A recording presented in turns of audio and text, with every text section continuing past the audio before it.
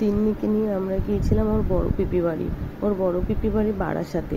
তো ভোরবেলাতে বেরিয়েছিলাম যাতে ওর বাবা আমাদের ওখানে ছেড়ে দিয়ে অফিস যেতে পারে, তার জন্য আমরা ওই 7:30 পৌনে 8টা নাগাদ পৌঁছে গেছিলাম। তো ওখানে গিয়ে তো তিন্নি পিপসুকে পেয়ে খুব খুশি।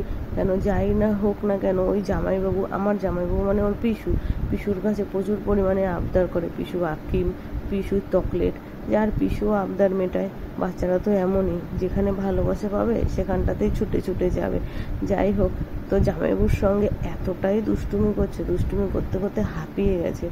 এখন জামাইবাবু কেউ বা বেচারা কি করবে, সোফার উপরে কুশান দিয়ে কুশানের উপরে চকলেট হাতে দিয়ে বসিয়ে রেখেছে। তাতে কি কাজ হলো?